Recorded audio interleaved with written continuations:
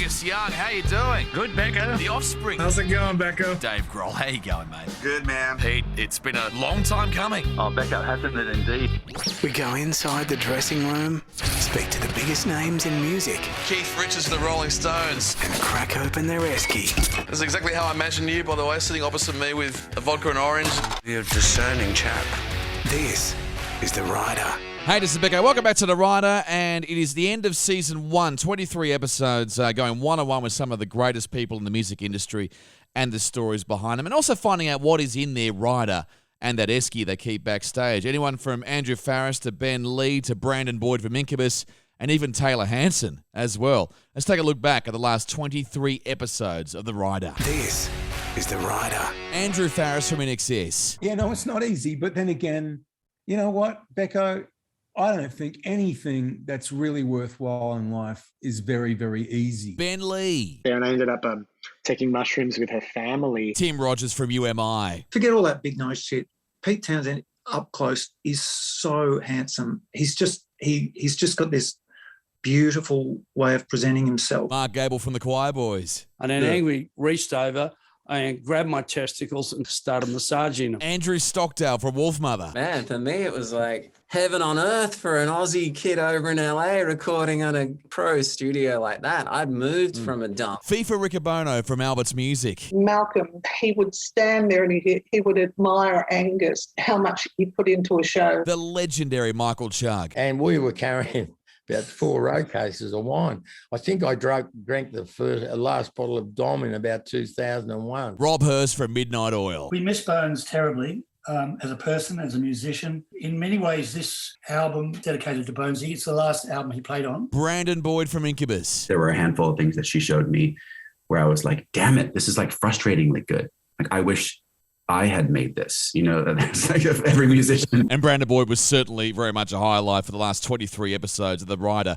So in this bonus episode, we're going to celebrate some of those great interviews in the last 23 episodes and also give you a chance to go back and listen to them in full.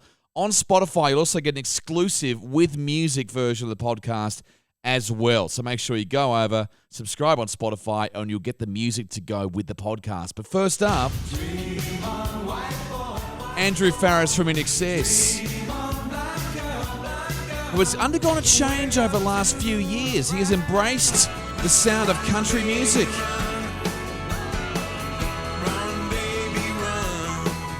And in my chat with Andrew Farriss, I asked him about that incredible songwriting team that was INXS and why he works so well with Michael Hutchence. Definitely. I think it's Mystify that you're talking about. And we were sitting there working on that. And we'd been working on that not that long before that in Chicago, the two of us, in a studio there. I like Chicago, by the way. It's a great city.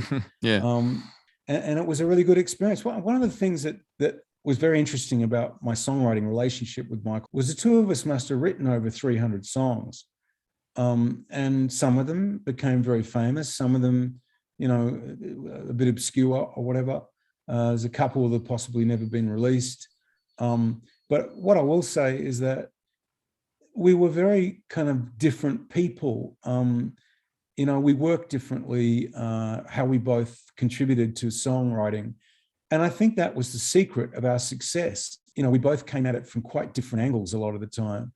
And I think it's that joining forces thing that was quite powerful with our songwriting. And I don't even think we both thought about it that much until later on in the band's career. I think for most of it, we didn't socialize much outside of work. I know that sounds funny, but I didn't see him much. You know, we were either working on stage or in the studio or songwriting, but outside of that, he had his own social life, family life, and so did I. And so when we got together, it was very professional, you know, and I think that really helped, is that we weren't competitive, you know. He never played a musical instrument, for example. His voice and his lyrics were his instruments, whereas I'm a multi-instrumentalist and I write lyrics and I sing, but we weren't competitive, you know, like that. And I think that helped a lot too. Andrew Farriss from INXS on The Rider. This is The Rider. Now, next up was Ben Lee. He was an incredible chat. He just moved back to Los Angeles from spending a good 6 months living in Sydney with his family. And I had to ask him, What's on his rider? Well, I mean, it's your own money. I mean, that's the thing that most artists don't realize. Sparkling water for myself, some scotch in case I'm hosting people or something like that, and some fresh fruit. Yeah, that keeps it simple because there's no point in putting in a bottle of scotch and a bottle of Grey Goose in there when you're paying it for yourself, really, is there? Yeah, exactly. It's like people think it's a gift or something, but But that would have been different, though, when you were probably 17 or 18 touring then. When you're living on the bus and everything, you tend to restock all your, replenish all your supplies with the rider each night. So I remember there was phases where people got really into, towels and socks and all that kind of thing. Hummus, yeah. I mean, most musicians can't look at hummus when they're off the road. The weirdest one, though, was in Germany. I remember we asked for a vegetable platter and they just gave us a whole raw cauliflower with cream sauce dripping, Thousand Island sauce just dripping over the top. Yeah. Perfect sustenance for vegetarians, I guess. That's Ben Lee on the rider. This is the rider. Next up, the amazing Andrew Stockdale from Wolfmother. Around, I think it was 2011, you got rid of the Wolfmother name for a little bit. And in fact, the way you described it to me, you and it probably didn't happen this way, but I loved it. You said, we were sitting around a campfire and we wrote Wolfmother down on a piece of paper and threw it in the fire. And that was our way of cleansing ourselves from the name Wolfmother. Yeah, we might have done that down at when I first moved here, but on Keep Moving, I was like, I'm going to build my own studio downstairs. I'm going to make my brother my manager, my next door neighbor my accountant. He wasn't even a registered accountant, I think. And I put the roadie on full time.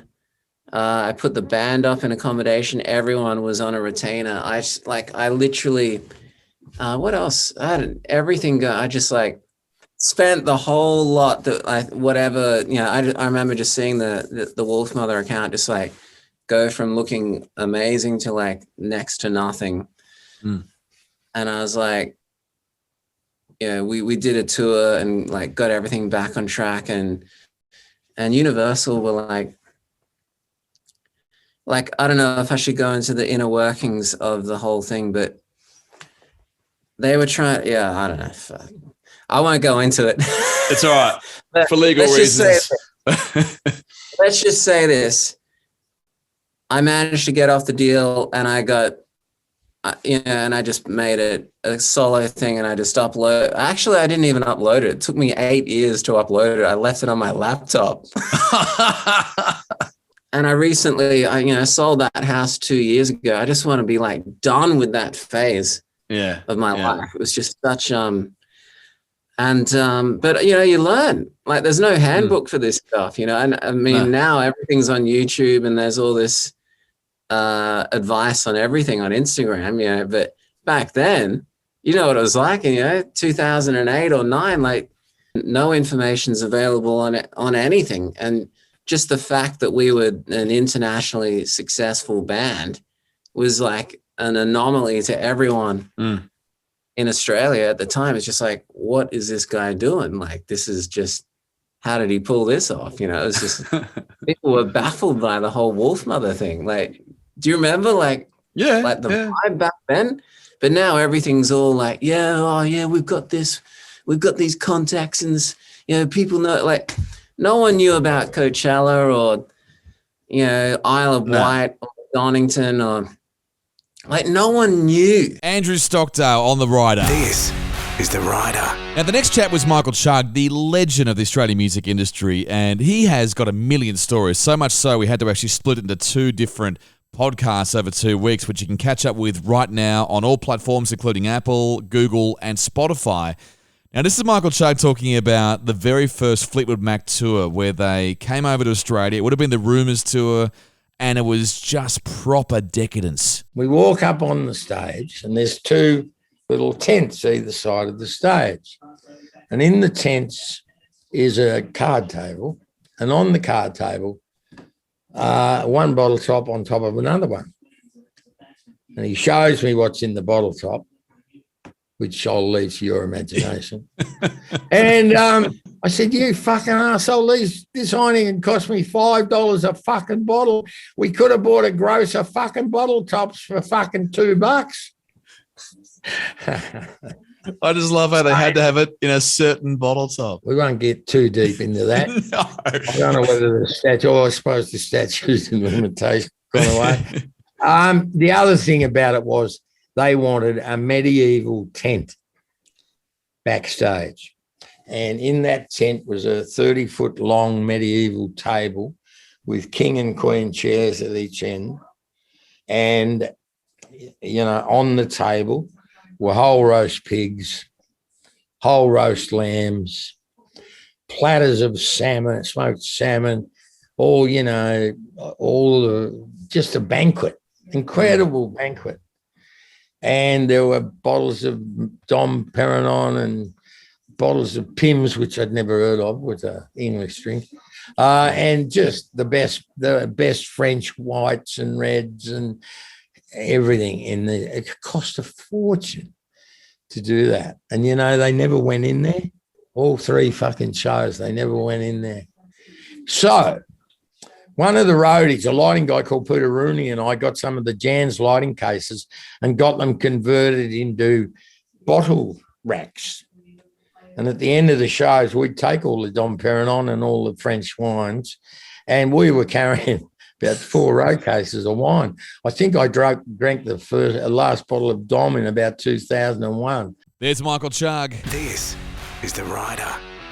Gleeson, Dave Gleeson from the Screaming Jets, and also the Angels, an absolute veteran of the road. Rock Week used to start on a Wednesday night. That was when you could go to a local, there'd be a local band playing, originals, Thursday night there might be a tour and that come through, playing at Newcastle Workers or playing at the Metro and wherever, And then, there was always, Wednesday, Thursday, Friday, Saturday, sometimes a Sunday session. So, look, I'm hoping, because there's so many bands out there who are trying to fit gigs into a smaller number of venues, and no one wants to put anything off till 2023. That's for damn sure. I'm hoping maybe a Thursday night will come back, and then you'll get more Thursday, Friday, Saturday, where bands can be out doing it, for those 3 days. And, even Sunday sessions and stuff like that. But, look, that's what I'm crossing my fingers for. As I say, there'll be so much traffic out there and so many bands that it's not because people so much want to play as much as we all do, but everyone has to play. There'll only be 5 musicians in the country, like well-known rock or contemporary musicians. There'll only be 5 or 10 in the country who can sit around going, yeah, I'll just wait it out. I'm sitting here on a pile of money, Everyone else really is from and not saying they're on the bones of their ass, but like Russell Morris and Richard Clapton and James Rain and like we all, it's our job, So we've got to work and hopefully people will see that, like venues and that will go, well, maybe we'll extend the playing nights from Thursday to Sunday. So fingers crossed. Because I found a thing the other day, a 1991 Shine On tour itinerary, 7 weeks. We did 6 shows a week, and I'll guarantee you we did not blow one of them out. We might not have done our best shows all the time, but 42 shows in 7 weeks. And obviously I couldn't do that anymore. But no. It just goes to show how much opportunity we had to get out there and ply our trade and to get our chops and get better and better at what we're doing. Dave Gleeson from the Screaming Jets. This is The Rider. Fifa Riccobono from Albert's Music. She is one of the most important people in the Australian music industry and one of the first people I wanted to interview for this podcast. We were talking about Albert's Music, what made it so special, and of course, AC/DC. I think it was very tough for Angus because, forgetting the business side of it, he and Malcolm were more like twins, really. They understood each other so well they wouldn't have to even say anything to each other. They knew what each other were thinking. Malcolm, I always felt was the backbone of the band, but, he would stand there and he would admire Angus at how you know, how much he put into a show. You know, he'd put his heart and soul into every show. I don't think I've ever seen Angus give less than 110% ever. Even when he's been unwell, nothing will stop him. And he gives everything. I mean, if he collapses after the show, so be it. But while he's up there, he's Superman. But they had such a relationship that it would have been huge for Angus, huge, to have got up on stage without Malcolm there. I still live in hope that there might be one last tour. I mean, everyone's hoping that. I mean, once all this blows over and we get back to a little bit of a normal life, we just hope for one more tour. Yeah, wouldn't that be wonderful? Fifa Riccobono from Albert's Music. This is The Rider. Now, on to someone else who was from Albert's Music was Mark Gable and the Choirboys. They recorded their debut album there at Albert's at Neutral Bay. It had its issues, but also you never knew who you're going to bump into for the first time. And this is Mark talking about meeting Angry Anderson. I can remember she said, Mark, come in here, when I was in the office. And sitting down was a little bald guy from a band called Rose Tattoo, and it was Angry. She said, Mark, this is Angry Anderson. And this was like 1977 or 78 or whatever. Yeah. I go, oh, Angry, how you going? A huge fan and blah, blah, blah, all that stupid stuff, you know. And then anyway, Angry left, and then the next day, 2 days, FIFA goes, come in, have a look at this. And I go, what? And she pulled open her drawer and she held up a picture of Angry laying on a couch naked. Now, hang on. I'm pretty sure I heard a story about when you met Angry. Didn't he grab you somewhere? He did. And it was that first meeting, and I didn't know whether I should mention that, but since you brought it up, Mr. Becko said, FIFA introduced me on that first meeting, and then Angry reached over and grabbed my testicles and started massaging them. And I just thought, well, if he's going to do that, I'll just ignore it and just tough it out, right? And then Angry and I are great mates and everything, right? And even I didn't bring it up till years later. I go, what the hell did you do that for anyway? And he goes, because I liked you. Mark Gable from the Choirboys. This is The Rider. And this really is the year of Midnight Oil. We farewell the band with one huge tour. Here's Peter Garrett talking about going into the studio after the last tour. This was a massive tour, 77 shows right around the world, and how they weren't sure if it was actually going to work. Yeah, look, I mean, I think the fact of it is that we really didn't know when we sort of got in the room back in the day, once we did the regroup, to see whether it was going to work for us or not. It had to, and in some ways we could have we could have thrown the guitars on the floor and kicked the amps over and walked back out again and done other things. But as it turned out, it, to our surprise, in some ways, was alive and it was working. And of course, as you said, we were able to get around and play to lots of people here and overseas, and the audience was very strong for us. But there was then the question of, well, can we make a record? And if so, have we got some songs? What are people going to bring forward, and how would that work? Can we get into the studio and do that thing, which is actually harder? But given that Great Circle had been so phenomenal for us, and we felt incredibly blessed by the response, we thought, well, at least we owe it to ourselves and to the audience to see what we can do. And long story short, get into a little box with, the doors closed and no one else around, and see how many songs there were and what happened. And when we pulled the songs out, and obviously Rob and Jib had been writing busily and there was plenty around, what have we got? What do we want to say? What do we want to do with it? Peter Garrett from Midnight Oil. This is The Rider. And now the legendary drummer of the band, Rob Hirst. Something I've always wanted to ask you, at least since the last interview, and it's a story someone told me, literally only about a year ago, but Paul Hester did a prank on you at one of your gigs many years ago. Paul Hester from Crowded House. He was in the barrel next to your drum kit. The tank. And in the tank. Can you tell me about this? Because I've never heard this story from you. Oh, so I can't actually remember the gig, Becko, but it definitely did happen. Crowdies happened to be in town, wherever it was, at the same time as the Oils, some overseas port. And Paul, of course, knew that I used to use the water tank as part of the drum solo in Power and Passion. So I think we must have been playing Power and Passion, and halfway through the song, I'm aware that there's someone else playing along. I look around and it appears to be someone inside my water tank. And then as I'm looking around, I see Paul's head come up above the tank, that beautiful cheeky face of his, and he's playing. Somehow the crew managed to get him up inside the tank without me noticing. And so he played the solo from inside the tank. Oh, that's amazing. And that's commitment, by the way, as well, because he's obviously waited through probably most of the show. And it's probably hot in the tank as well. Yeah, yeah. Well, he did quite a few favours. Once I was really crook and I couldn't play a show in Adelaide, and Hesse was down there. Hesse came and actually played the show, poor guy. And, Crowdies play more of a pop show, and Paul was a fantastic drummer. So it was probably a bit unfair to make him play 2 hours with the kind of intensity. Yeah. But I went and saw him the next morning at the hotel in Adelaide, and knocked on his door, and he was sitting on the bed, and the whole bed was covered with bandages. he was taping up all the fingers on both hands he'd lost skin. Actually, such was his commitment to finishing that show. So what an amazing guy. That's amazing. And deep down you were like, yeah, that's what it takes, A little bit of Schadenfreude. That's exactly right. Rob Hirst from Midnight Oil. This is The Rider.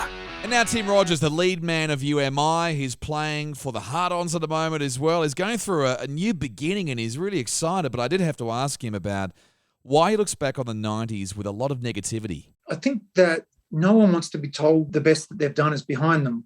And it wasn't disdain. I just wanted to move on to the next thing. And Hi-Fi Way and Ali Daly have got good spirit to them, and I'm glad we made them. And those records, that I'm really glad that they did well. But it just wasn't the best time of my life, I feel embarrassed that I didn't enjoy myself as much as I could have, but I felt at the time that, okay, those records are good, but I really want to make something great. Then I had a really difficult time. I found marriage really difficult because of the responsibility that I couldn't match and I didn't step up to. And all that happened really, really quickly, trying to be a parent.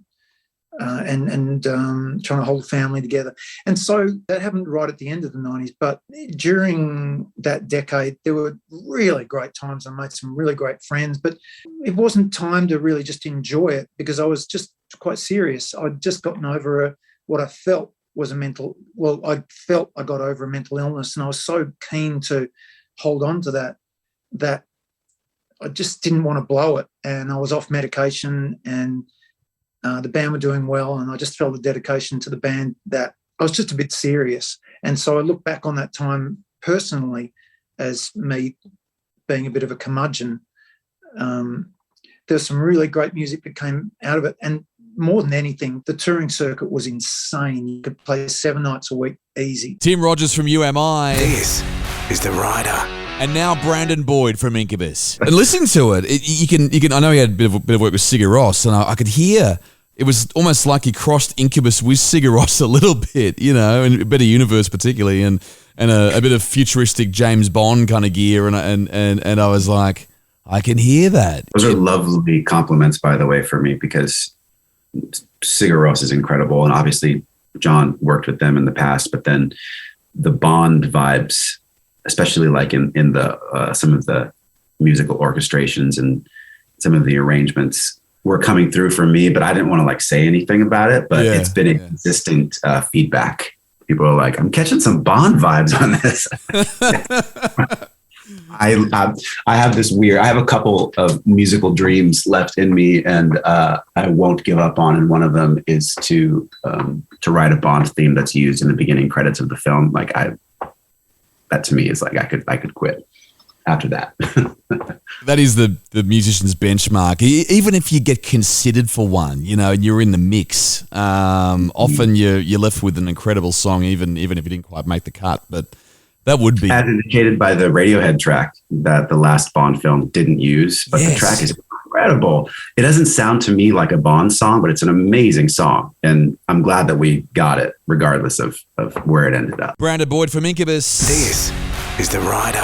And finally, Robin Zander from Cheap Trick. And we all look back on the history of Cheap Trick with some fondness for their live album, Live at Budokan. I never really liked the album myself. I thought sonically it stunk.